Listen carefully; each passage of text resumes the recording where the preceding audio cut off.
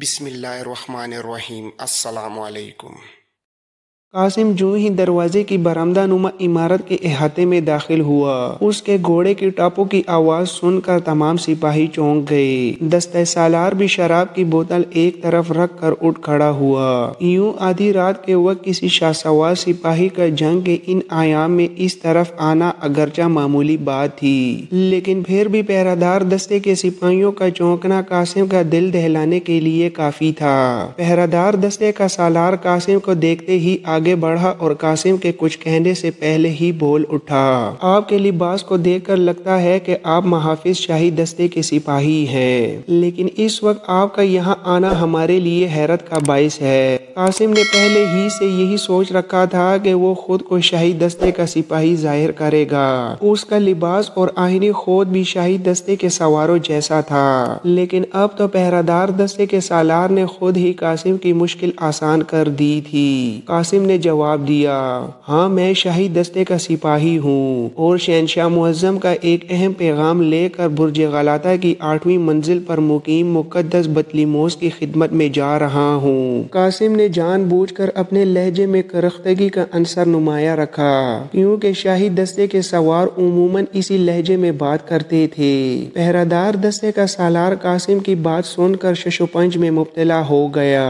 اسے حکم دیا گیا تھا کہ غروب آفتاب سے طلوع آفتاب تک کسی بھی شخص کو شہر میں داخل نہ ہونے دیا جائے اور نہ ہی شہر سے باہر جانے دیا جائے، چاہے کوئی کتنا بڑا افسر ہی کیوں نہ ہو۔ لیکن اب شاہی دستے کا ایک عام سا سپاہی سالار سے دروازہ کھولنے کی بات کر رہا تھا۔ اس نے جھجکتے ہوئے قاسم سے کہا، دیکھیے جناب، ہم صبح سے پہلے کسی شخص کے لیے دروازہ کھولنے کے مجاز نہیں۔ صبح ہونے میں 2-3 گھنٹے ہی باقی ہیں۔ آپ کچھ دیر ہمارے ساتھ رک جائیے، طلوع آفتاب کے بعد ہم آپ کے لیے ذیلی کھڑکی کھول دیں گے۔ قاسم کو اسی بات کی توقع تھی۔ اس نے فوراً اپنی جیب سے ایک طے کیا ہوا کاغذ نکالا جو دراصل ایک جعلی شاہی اجازت نامہ تھا۔ قاسم اس قسم کے کاموں میں بہت ماہر تھا۔ اس نے شیخ صلاح الدین کے ساتھ مل کر اپنے مشن کے لیے ضروری ساز و سامان کا بندوبست پہلے سے کر رکھا تھا۔ چنانچہ اس نے قسطنطین کی مہر لگا اجازت نامہ پہرہ دار دستے کے سالار کو دکھایا تو سالار بری طرح گھبرا گیا، کیونکہ بڑے بڑے افسر بھی عموماً اس طرح کا اجازت نامہ لے کر نہیں چلتے تھے۔ دستہ سالار نے فوراً سپاہیوں کو ذیلی کھڑکی کھولنے کا حکم دیا اور خود ایک طرف ہٹ گیا۔ قاسم نے شاہی اجازت نامہ طے کر کے جیب میں رکھا اور گھوڑے پر بیٹھے بیٹھے ہی سر کو قدرے نیچے کی طرف جھکاتے ہوئے ذیلی کھڑکی سے پار ہو گیا۔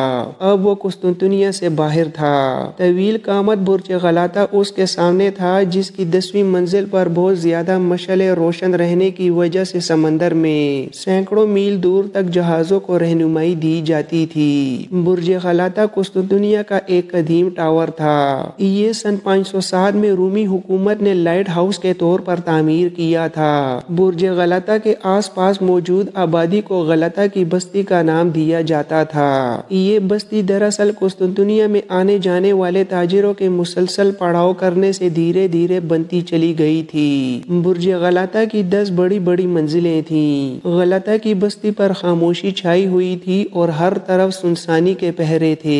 قاسم برج غلاطہ کے نزدیک پہنچ کر اپنے گھوڑے سے اترا اور گہری نظر سے ارد گرد کے ماحول کا جائزہ لینے لگا۔ برج غلاطہ کی سب سے نچلی منزل کے سامنے چند خیمے نصب تھے، لیکن ان خیموں میں جو کوئی بھی تھا گہری نیند سو رہا تھا۔ قاسم نے اوٹ تلاش کر کے اپنے گھوڑے کو باندھ دیا۔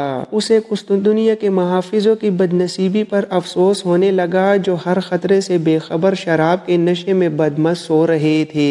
قاسم نچلی منزل کے دروازے تک پہنچا تو اس کے توقع کے مطابق دروازہ بند تھا، لیکن قاسم ذرا بھی پریشان نہ ہوا۔ اس نے بے دھڑک برج غلاطہ کی نچلی منزل کا دروازہ کھٹکھٹا دیا۔ اندرونی طرف موجود چوکیدار بھی شاید سو رہا تھا۔ قاسم نے بآواز آواز بلند بار بار دستک دینا شروع کر دی اور پھر کچھ دیر بعد اسے اندر سے چلتے ہوئے قدموں کی آواز سنائی دی۔ برج غلطہ پر زیادہ پہرا ضروری نہیں سمجھا گیا تھا کیونکہ برج غلطہ صرف مینارہ نور تھا، کوئی فوجی نوعیت کا اسلحہ بردار برج نہیں تھا۔ یہ برج سمندری جہازوں کی رہنمائی کے لیے بنایا گیا تھا، چنانچہ یہاں قیصر کو زیادہ پہرے دار یا محافظ متعین کرنے کی ضرورت نہیں تھی۔ چوکیدار نے بغیر پوچھے نچلی منزل کا دروازہ کھول دیا کیونکہ اسے کسی دشمن کے آنے کی توقع ہی نہیں تھی۔ دروازہ کھلتے ہی چوکیدار کی نظر قاسم کے لباس پر پڑی، وہ ایک دم مستعد ہو گیا۔ قاسم نے تحکمانہ لہجے میں چوکیدار سے کہا، کیا تم سو رہے تھے؟ تم اس طرح اپنا فرض ادا کرتے ہو؟ چوکیدار ایک دم سہم گیا، اس کا چہرہ زرد پڑ گیا اور ٹانگیں کانپنے لگیں۔ وہ سمجھا کہ شاہی دستے کا افسر اسے اپنے فرض سے غفلت برتنے پر سزا دے گا۔ وہ ہاتھ جوڑ کر گڑ گڑایا، صاحب جی دراصل آج ویسے ہی کچھ آنکھ لگ گئی تھی، ورنہ میں تو جاگتا رہتا ہوں۔ قاسم کے پاس وقت کم تھا، چنانچہ اس نے نرم لہجے میں کہا، پہلے جاگتے رہتے تھے؟ اچھا تو پھر ٹھیک ہے، تم یہاں بیٹھو، دروازہ اندر سے بند کر لو اور جب تک میں واپس نہ آؤں کسی کو اندر نہ آنے دینا۔ قاسم کا غیر متوقع رویہ دیکھ کر چوکیدار خوش ہو گیا اور فوراً اس نے حکم کی تعمیل کے لیے زور زور سے سر ہلایا۔ قاسم اسے چھوڑ کر آگے بڑھا اور اب وہ 10 منزلہ بلند مینار پر چڑھ رہا تھا۔ اب اس کے سامنے ایک مشکل اور صبر آزما چڑھائی تھی۔ برج غلطہ کے چاروں طرف تقریباً 192 زینے کسی سام کی طرح بل کھاتے ہوئے اوپر 8ویں منزل تک جا رہے تھے۔ قاسم کو اب مسلسل زینے چڑھنے تھے۔ رات کا تیسرا پہر شروع ہو چکا تھا۔ کچھ دیر چڑھنے کے بعد اسے اپنے بھاری جوتوں کی ٹھک ٹھک کسی مشین کی مسلسل ٹھک ٹھک جیسی محسوس ہونے لگی۔ قاسم کی سانسیں بری طرح پھول چکی تھیں لیکن وہ رکنا نہیں چاہتا تھا۔ برج غلطہ کے گرد سام کی طرح لپٹے زینے چڑھنے سے قاسم کو بار بار ایک دائرے کی صورت میں گھومنا پڑ رہا تھا جس سے اس کو چکر آنے لگے، لیکن وہ کسی چیز کی پرواہ نہیں کر رہا تھا اور بالآخر 192 زینے طے کرنے کے بعد قاسم 8ویں منزل تک پہنچ گیا۔ برج غلطہ کی ہر منزل پر صرف ایک ہی کمرہ تھا۔ قاسم 8ویں منزل کے کمرے کے سامنے پہنچا۔ اس کا ارادہ تھا کہ وہ کمرے کے باہر پہنچ کر کچھ دیر کے لیے سستائے گا، لیکن جو ہی وہ آخری زینہ طے کر کے کمرے کے سامنے آیا تو دیکھ کر حیران رہ گیا کیونکہ 8ویں منزل کا دروازہ کھلا تھا اور ایک سفید ریش معمر بزرگ ہاتھ میں مشعل لیے دروازے کی دہلیز میں کھڑا قاسم کے لیے زینوں میں روشنی ڈال رہا تھا۔ قاسم کے لیے یہ صورتحال توقع سے بالکل برعکس تھی۔ سفید ریش بزرگ نے مسکرا کر قاسم کا استقبال کیا اور انتہائی حلیم آواز میں قاسم سے کہا، آؤ بیٹا آؤ، اندر آ جاؤ، تم بہت تیزی سے سیڑھیاں چڑھے ہو، اندر آ کر اپنی سانسیں درست کر لو، باہر سردی ہے۔ قاسم کو سردی کا کیا احساس، اتنے زیادہ زینے چڑھنے سے اس کا جسم پسینے میں غرق ہو چکا تھا۔ اس نے بوڑھے شخص کی بات کو حیرت سے سنا لیکن اس پر مطلق اعتبار نہ کیا، یہ کسی جال میں پھانسنے کی چال بھی ہو سکتی تھی۔ قاسم کا ہاتھ فوراً اپنی تلوار کے دستے پر چلا گیا۔ وہ یہی سوچ کر آیا تھا کہ بوڑھے روحانی پیشوا بطلیموس کا خاتمہ کر کے مقدس نقشہ حاصل کر لے گا، لیکن یہاں تو صورتحال ہی یکسر مختلف تھی۔ 8ویں منزل پر مقیم بوڑھا بطلیموس قاسم سے کوئی سوال کیے بغیر اسے اپنے کمرے میں آنے کی دعوت دے رہا تھا۔ حالانکہ قاسم کا رات کی تاریکی میں اس طرح برج غلطہ میں داخل ہونا بجائے خود ایک پوچھنے کی بات تھی۔ بوڑھے بطلیموس نے قاسم کو تلوار نکالتے دیکھا تو مسکرا دیا، نہیں بیٹا نہیں، اس کی ضرورت نہیں، میں تو تمہارا انتظار کر رہا تھا۔ آج سے نہیں بیٹا، میں گزشتہ 20 سال سے تمہارا منتظر ہوں، ہر رات اسی طرح مشعل ہاتھ میں لے کر دروازہ کھولے تمہارا انتظار کرتا رہتا ہوں۔ مجھے معلوم تھا تم آؤ گے، ایک دن ضرور آؤ گے، آؤ اندر آ جاؤ۔ اچانک قاسم کا سر چکرانے لگا، اسے ایسے لگا جیسے مقدس بطلیموس نے اس پر سحر کر دیا ہو۔ قاسم کی آنکھوں کے سامنے اندھیرا چھا گیا، وہ دیوار کا سہارا لے کر کھڑا تھا، بری طرح چکرایا اور اپنی جگہ پر بیٹھ گیا۔ بوڑھا بطلیموس ایک دم گھبرایا، اس نے تیزی سے مشعل دیوار میں اٹکائی اور اور آگے بڑھ کر قاسم کو سہارا دیا۔ بوڑھے بطلیموس نے قاسم کو اٹھانے کے لیے اپنے دونوں ہاتھ اس کے شانوں پر رکھے تو یکلخت قاسم کی آنکھیں روشن ہو گئیں، اندھیرا چھٹ گیا اور وہ مستعد ہو گیا۔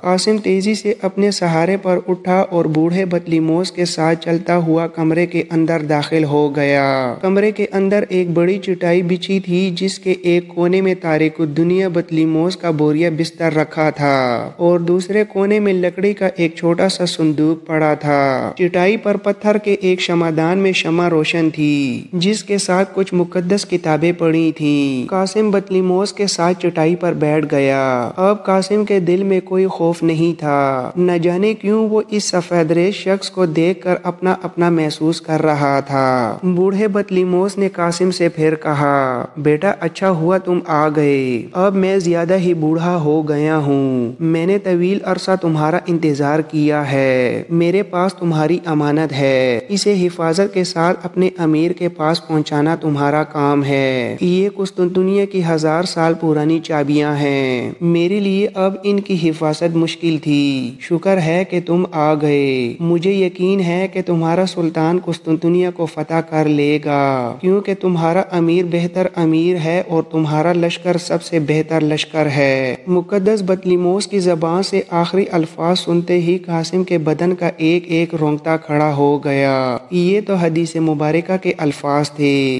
رسول کریم صلی اللہ علیہ وآلہ وسلم نے فرمایا تھا، تم ضرور قسطنطنیہ فتح کر لو گے اور اس لشکر کا امیر بہتر امیر ہوگا اور وہ لشکر بہتر لشکر ہوگا۔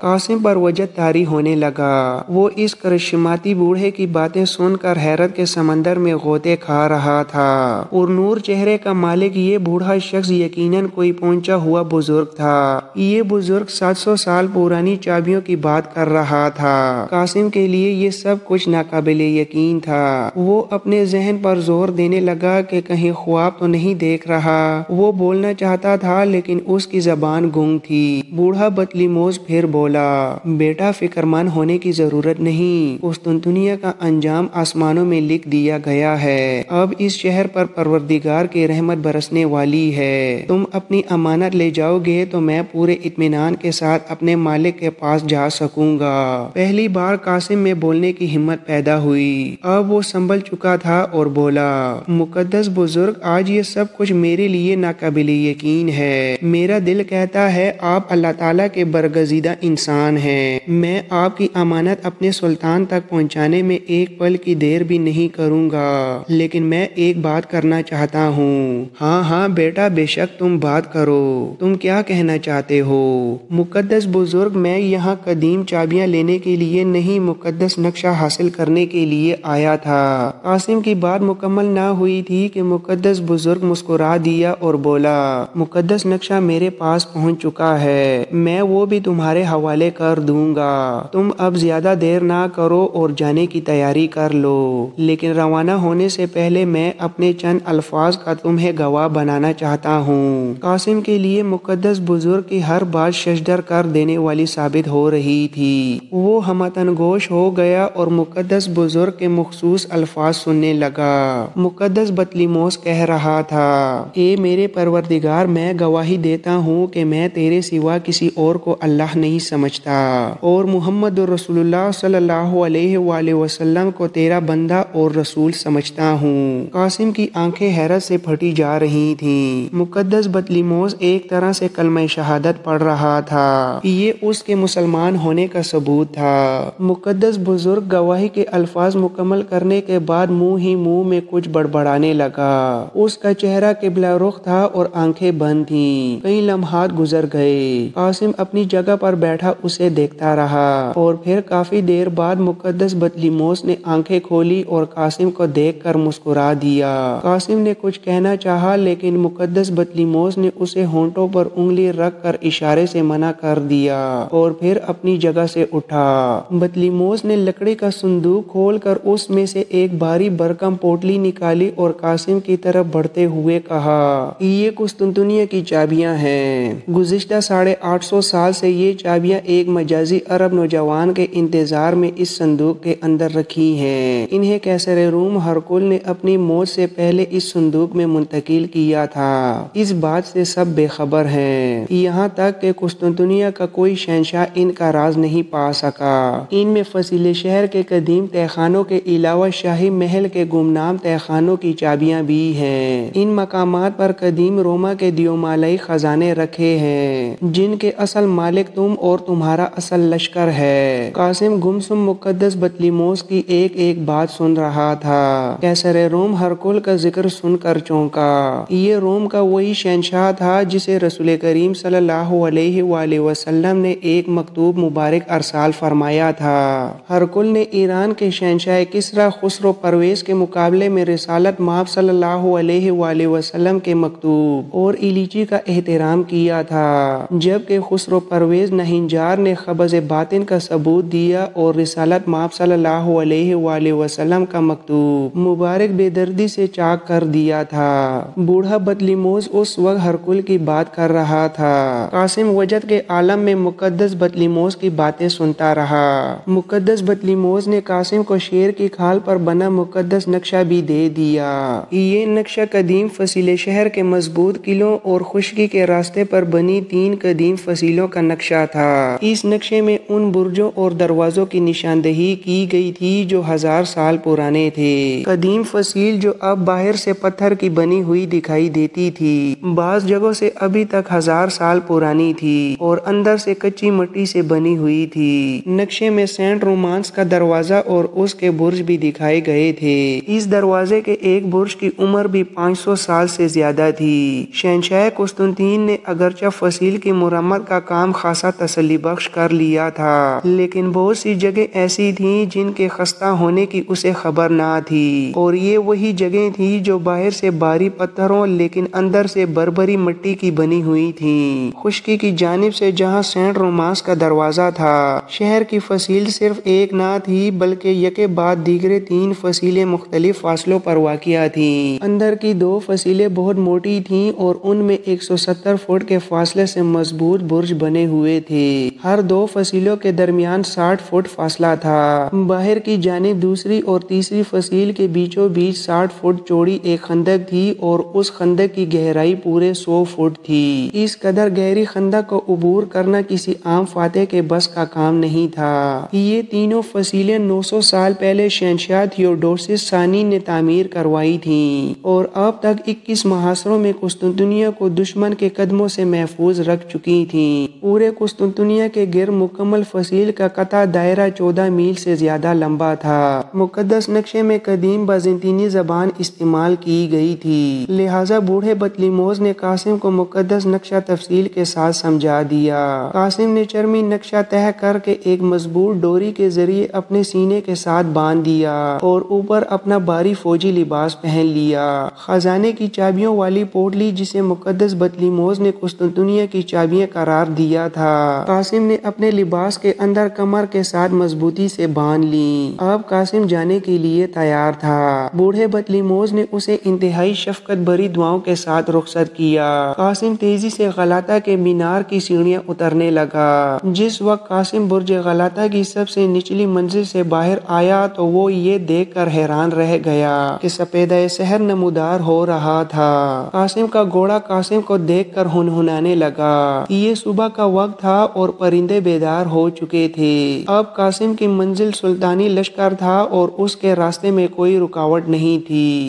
بالآخر 6 اپریل سن 1453 بمطابق 26 ربیع الاول 857 کے روز سلطان محمد خان اپنی بہادر افواج کے ہمراہ خشکی کی جانب سے قسطنطنیہ کی فصیل کے سامنے نمودار ہوا۔ شہر کے سب دروازے بند تھے اور قسطنطنیہ کا پورا شہر فصیل پر چڑھ کر دور سے دھول اڑاتے ہوئے سلطانی لشکر کو دیکھ رہا تھا۔ قاسم گزشتہ 15 روز سے اسی لشکر کے ہمراہ تھا اور وہ اب اپنے عزیز دوست سپہ سالار آغا حسن کی ماتحتی میں اپنے سابقہ عہدے پر برقرار ہو چکا تھا۔ قاسم کے ماتحت لڑنے والے مسلمان سپاہیوں کو اپنے سابق سالار کے واپس آ جانے کی بے پناہ خوشی ہوئی اور وہ تمام قاسم کے ساتھ بغلگیر ہو کر ملے۔ اس مرتبہ عثمانی فوج کا ہر سپاہی فتح یا شہادت کے جذبے سے سرشار تھا۔ خصوصاً آغا حسن کے وجیہہ چہرے پر ولولۂ جہاد کی دل فریب لہر دیکھی جا سکتی تھی۔ قاسم جب سلطان کے پاس پہنچا تو سلطان کا قاسم کی آمد کا سن کر بےتابی سے اپنے خیمے سے باہر نکل آیا تھا اور قاسم کو یوں والہانہ انداز میں گلے سے لگایا تھا جیسے مدتوں کے بچھڑے دوست اچانک سرے راہ مل جائیں۔ قاسم نے سلطان کو اپنی تمام کارکردگی سنائی اور مقدس بطلیموس کی فراہم کردہ قسطنطنیہ کی چابیاں سلطان کے حوالے کی۔ بعد ازاں قاسم نے سلطان کو مقدس نقشہ پیش کیا تو سلطان خوشی سے اچھل کھڑا ہوا اور قاسم کو ایک بار پھر گلے لگا لیا۔ قاسم نے سلطان کو نقشے کی تفصیلات سمجھائیں اور 14 میل لمبی فصیل کے کمزور مقامات کی خصوصی طور پر نشاندہی کی۔ اس روز قاسم سلطان کے ہمراہ رات بھر بیٹھا رہا، یہاں تک کہ لشکر کے مؤذن نے اللہ اکبر کی صدا بلند کی۔ اگلے روز قاسم اپنے اہل خانہ سے ملا۔ اس کی بیوی شہزادی حمیرہ رضاکار عورتوں کی سالار تھی۔